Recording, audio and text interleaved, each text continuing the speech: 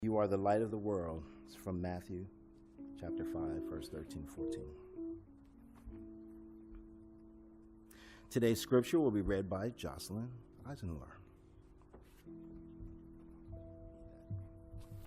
You guys sick of me yet? I'm sorry.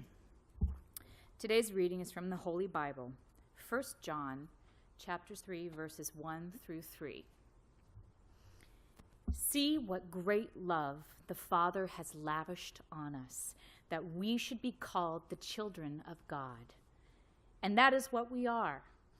The reason the world does not know us is that it did not know him.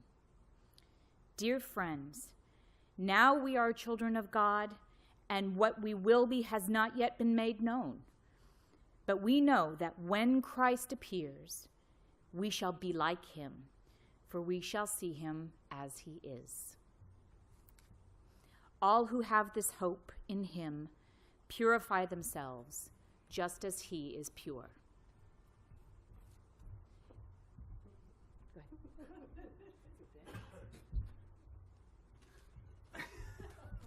ahead. Thank you, Jocelyn. And now for Sundays, for our truth lesson for today, Father's Love, we have the blessing, the honor of having David Matthew Brown. Give him a nice welcome back. Thanks, Adam. Adam over here on the keyboard. Happy Father's Day. So there was a man, and the man was praying, and the man wanted to win the lottery. So he prayed really hard to win the lottery. A week went by, 2 weeks went by, 2 months went by, and finally 3 months went by, and he finally got angry with God, and he said, I want to win the lottery. And a voice came back and said, buy a ticket. One of the things that I appreciate about dads is their sense of humor. I happen to be a dad, and I became a dad in December of 2007. My wife at the time and I did not know if we were going to have a girl or a boy, and we wanted to have a natural childbirth. And because things went in another direction, we ended up at Cedars-Sinai. And it was 1:30 in the morning, and the doctor revealed that we had a girl. And he said, congratulations, you had a girl. And I literally screamed in the room, we had a girl! We had a girl! And that's how I became a dad. And since then, it has been nothing. I feel like I'm a student, and my daughter is the teacher. That I am constantly learning and learning better ways to communicate and bigger ways to love and wonderful ways to learn compassion and to listen. But one of the great things that I learned as a son with my dad was a police officer for 37 years. And so he was very grounded. He was old school, so he didn't really express a lot. But when he did it in his own way. And I remember when I got home from college, from Cal State Long Beach, and I was up in Northern California, and he said, let's go to Lake Tahoe. And I said, okay. So we got in the car, and it's quiet, and we're driving. And my dad goes, so I want you to listen to a song. And I said, okay. And he puts the CD in. And the music starts, right when the music starts, he just starts to cry. And the song was That's My Boy by Yarborough. I think that's the musician. My dad is now crying in the driver's seat. I'm in the passenger seat, and I don't know why he's crying. And I go, are you okay? And he goes, is this a great song? It's about his boy. He's talking about his son. And so we sat there together on this drive with that song going on. My dad in the driver's seat, and that's the way that my dad communicated with me that he loved me. So he had different ways of communicating his love for me. And some of the ways in which that happened was during sports. I played a lot of soccer, and I played from like 5 years old to 21. And I had the opportunity to play England and Mexico and Canada, and in some of those games, they didn't turn out as we had expected. And on one of the games, the other team had scored on me. I was placed in the goal box, and my dad comes across the field. And he said, this stuff happens. let's get lunch. And at the time, when you're a kid and you're crying because you feel like you let your team down, and your dad comes over and says, this stuff happens, when you reflect on that, what you actually learn is what he was really saying is, it's okay, you got this.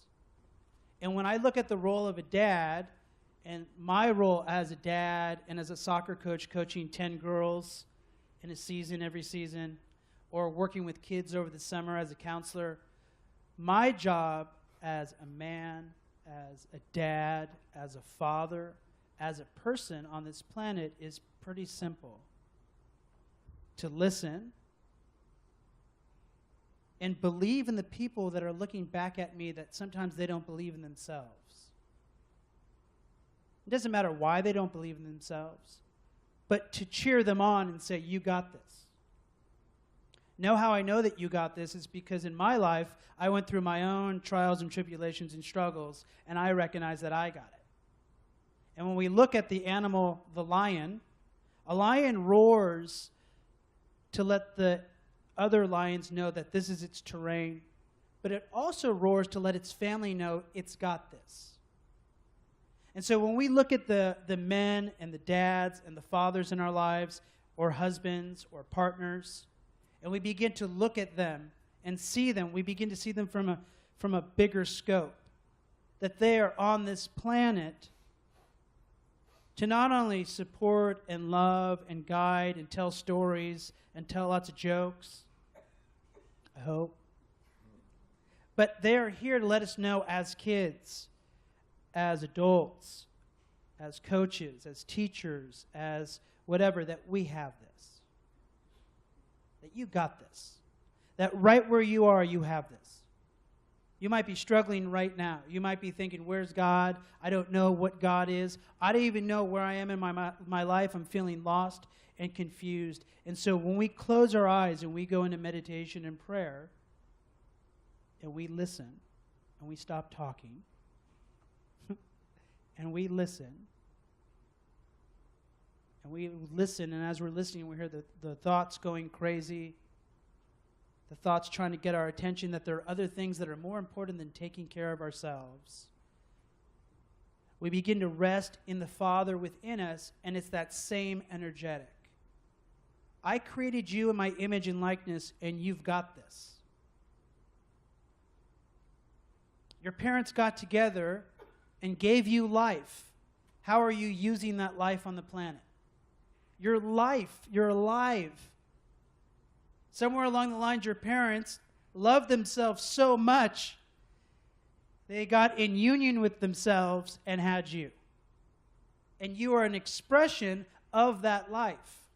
And there are moments when you might be struggling or you don't know what's going to happen. And where do you go? You go to prayer. You go to meditation. Maybe you go to yoga. Maybe you go to dance. Maybe you go to a friend.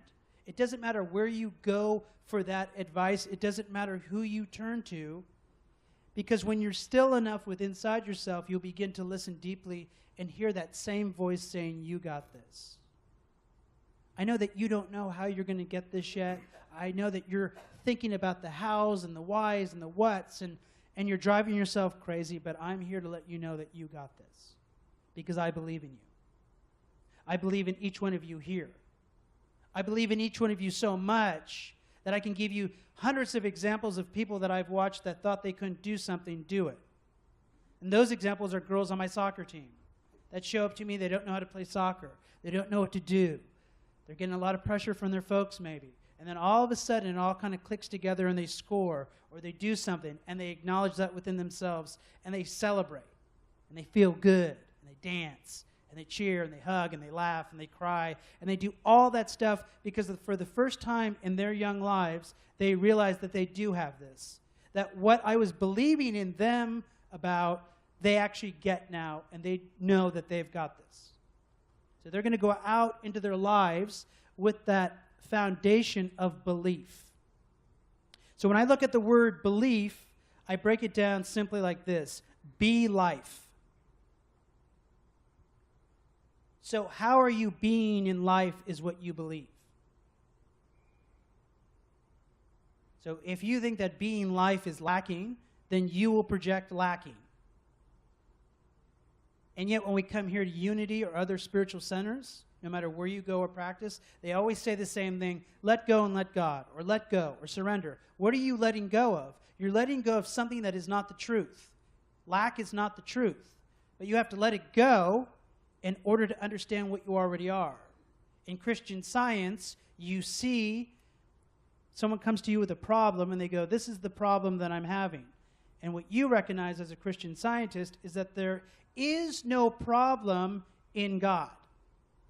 There's no debt in God. There's no divorce in God. There's no failure in God. There's no mistakes in God. It doesn't exist. It's a mind-fractured limitation that we believe in. Why? Because we think that what we see is truth. And we forget that happiness has no cause. The only thing that has a cause and effect is a desire. So most people believe that that's happiness. Here's my cause: I want millions of dollars. The effect is I'm not getting it, so I'm going to be miserable till that happens. That's not happiness. That's desire. You don't need anything in your life to be any different than where you are right now, and you could simply smile and be happy. And so when we go to our dads, when we go to our fathers, when we go to our teachers, when we go to our guides, and we sit with them and we say, I have this problem. From a state of compassion, they know you've got this. If they come from a state of empathy, they're drowning with you. So dads and fathers come from a state of compassion, of wisdom, of understanding. And they know it's tough. They know that right now you might be struggling. But they also know that in your struggle, they got your back. That you got this. That you can handle this. That's the magic of dads. And if all of that fails, all their advice and stuff, they'll tell you a story about their life. That's my grandpa. My grandpa will tell you hundreds and hundreds of stories. And you'll think, this man has lost his brains. Right? And then when you sit with it, you go, oh my God, he's magical. In school, it may be hard to believe, but I was nerdy and geeky. I know, it's a stretch. I was an introvert. And so I went to Catholic school to public school. My first time in 5th grade, my very first week, Peter Palco took me by the head and punched me in the head over and over again to welcome me to public school, because at the cafeteria table, I made him laugh so much milk came out of his nose. Well, I didn't want to tell my dad what had happened. So that weekend, I went and sat with my grandpa. My grandpa and grandma were watching me. My grandpa, I told him the story. My grandpa got all bent out of shape. He was a boxer. And he has big hands. Gosh darn it, David, get over here. Get over here. So we're watching the Boom Boom Mancini fight on TV, and he puts his big hand up. Hit my hand. Hit my hand. So I start hitting his hand, start punching his hand. And he told me, he said, hit harder, hit harder. Act like you want to hit somebody. So I was, okay. I did it. And every weekend he was teaching me how to box. But what he was really teaching me was to stand up for myself. What he was really teaching me was that no one deserves to be hit. No one deserves to be bullied. No one deserves to be pushed around. No one deserves to walk on another human being. And if they're doing that, you have the ability to stand up for yourself, like David did with Goliath. So when we talk about qualities in unity, when we talk about love, love isn't passive. Love meets everything the way it should be met. That means that sometimes you may meet something and you have to stand up for yourself, because it is a place of awareness. Awareness is who we are. We are all awareness in this room. And so in that aware state, or the awareness of that state of mind, we are able to handle anything. We are lions, which is represented by the Christ. We are all lions and lionesses in this room. We've got this. Whatever this is, you've got it. You've got it. It's very empowering to tell yourself right now, I've got this. Because sometimes we get overwrought and we think we're the problem. We think we're the circumstance. We think we're the situation. We think a lot of stuff and none of it's true. Just a lot of thoughts. I was leading a workshop last weekend for a bunch of counselors, and I said to them, actions are who you are, words are what you want to be. A lot of people speaking, including your speaker. But your actions tell me who you are. Words are essentially just a narrative of what you want to be or who you used to be or whatever it is. So we are called to deeply listen in the presence. That's what the presence is. It's just listening. And from that listening comes deep inner wisdom, that lion within us, that Christ within us, that belief within us that says, nothing can hold me down. At this moment, I am possible. At this moment, I don't know how to solve the situation. I don't even need to. I'm going to stand here and say, I got this. And I'm going to roar. I'm going to meow. I'm going to do whatever it takes at this moment to sit still and listen to my Father.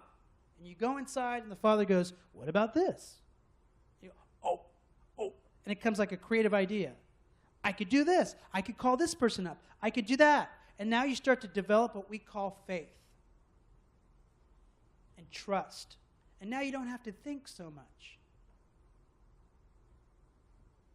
Now thinking is no longer using you. You're using your thoughts to help out your life. You could say to yourself right now, I wonder what my next thought's going to be. My friend John, who's back there, reminded me of that in the Eckhart Tolle book, The Power of Now. We're so alert as life. And we're supported by the trees. When you look at a tree, it's rooted, it's grounded, it's strong. It doesn't have to announce itself. But you are so captivated by nature, by a rose, by the mountains, by everything, that you just want to sit and lay in them. Why? Because they're so quiet. And inside it's so loud. Right? Maybe not. Maybe you're all ballet dancers. You're like, I'm so quiet all the time. I was reminded of this joke, and I'll share it with you. Some of you have already heard it. But I think jokes are very good because we negate in a spiritual practice humor. Because when it really comes down to it, you have to laugh. And H-U means God. In ancient Egyptian, it means God. M-O-R means middle ground. So if you're not in the middle ground, you might as well laugh because you're going to get there. Life will always balance you out. So there's a church, and they're praising God at this church. And as they're praising God, Satan shows up on stage, and people are screaming. They're jumping out of the building, running everywhere, except for this old man in the front pew. So Satan gets curious. So Satan asks the old man in the front pew, don't you know who I am? The old man says, oh yeah, I know who you are. You're Satan. He goes, oh, well, do I scare you? And the old man said, no, I've been married to your daughter for 30 years.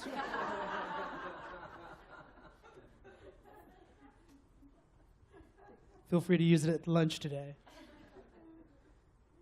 So we laugh.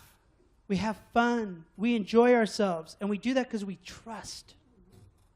When you finally trust yourself, when you finally trust the presence of the Father that's in you, that's saying, you got this. I made you in the image and likeness of myself. You've got this. There's nothing wrong with you. You are each beautiful in your own way. You are each beautiful. You bring your own unique gifts. That's a celebration. When I was at the hospital and my daughter was born, I had no words. There's no words to describe your child when they're born. You're just in a state of awe. It's just overwhelming. Can you imagine that that's how God sees you? And we limit ourselves?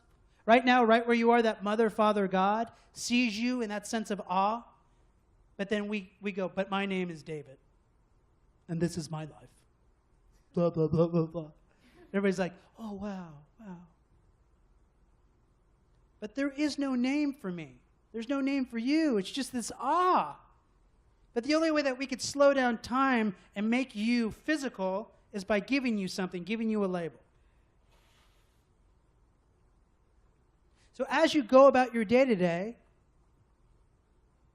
try not to think so much. Appreciate yourself. What does it feel like to appreciate you? To just appreciate you. Forget the word love. Because people think about love, and they think about all kinds of things. It gets crazy before you know it, they're thinking too much, and then they're asleep. What does it feel like right now to appreciate you? To appreciate that you have organs inside of you that are playing music. That's why we call them organs. Right? Your body is playing music for you. Sometimes it's music we can all hear that we might not like, right? But you have a beautiful individualized system that's running perfectly without you doing anything. The only thing that we're here to work with is our mind. How ridiculous is that? That God went, I'm going to give you everything, and the only thing you actually have to work with and have discernment over and understand is the mind. That's it. Everything else is taken care of. You don't have to do anything. Eat well, take care of yourself, yes. But when you go about your day, you don't have to worry about taking in breath. You don't have to worry about when you have to go to the bathroom. I'm going to tell you all that stuff.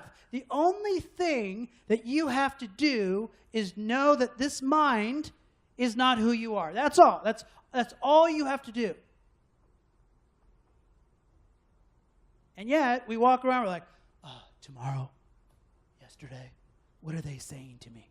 What's going on? But that's not what we're called to do. Our only purpose is to be here. God the Father said, be here, be still, and know. Know what? Know me as you.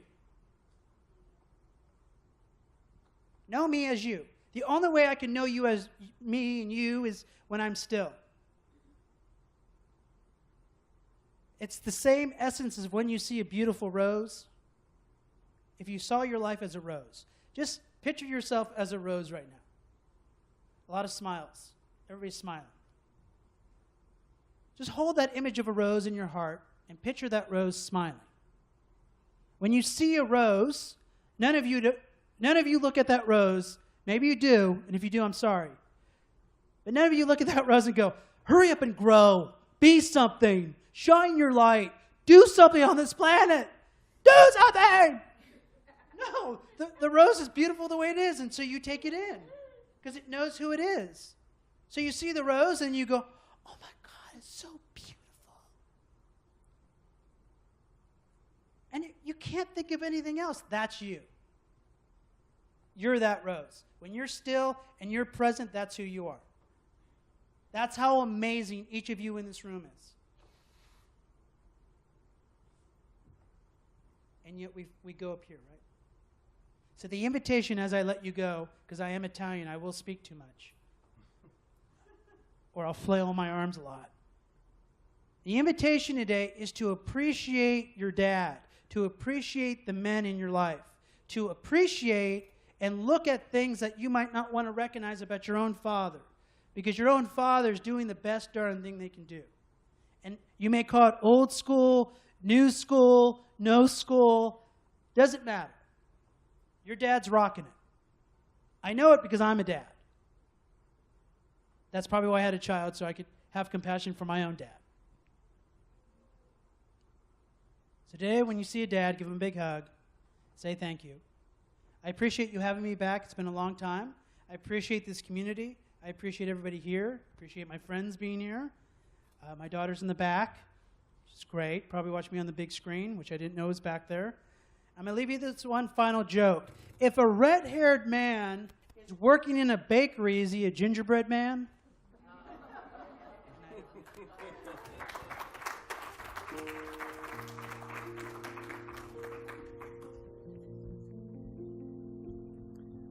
Okay, and now David will lead us in a meditation.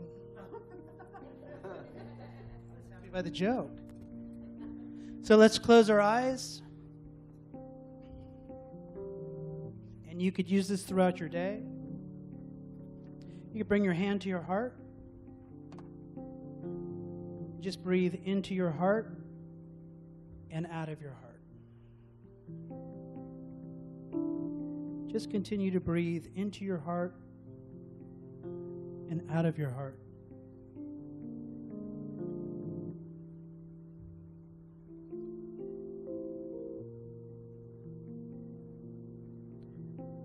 Keep it simple, into your heart and out of your heart.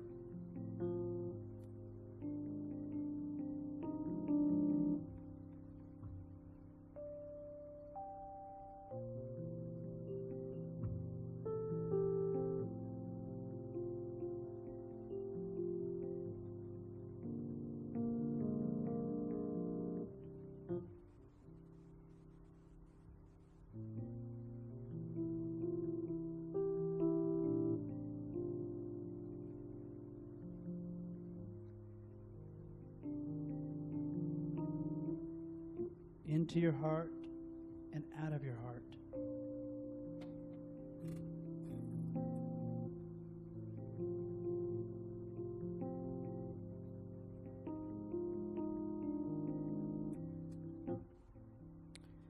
I love you because I love myself. I have compassion for you because I have compassion for myself. I appreciate you because I appreciate myself. You could use this simple meditation throughout your day, throughout your life. It's a heart meditation. Amen.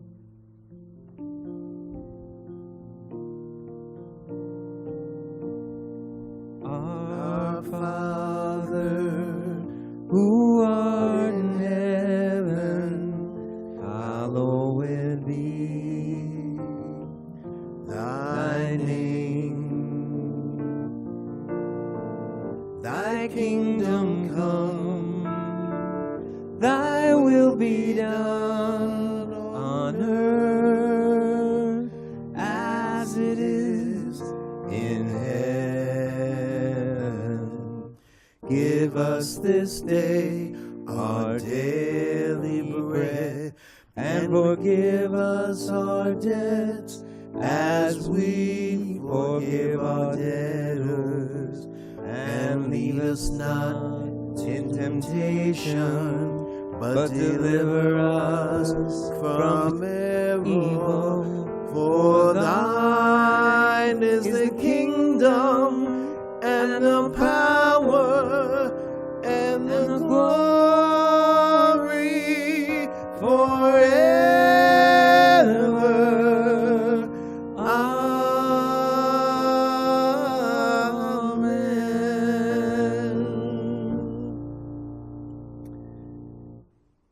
And now we will have David read our intention, and we will repeat it with him. It's on the back. It's like that.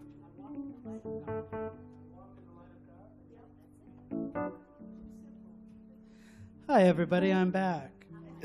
Today's intention is I walk in the light of God. I walk in the light of God. There was a time in my I'm life going to sing. thought I'd have to do it all for myself. Didn't know the grace of God was sufficient.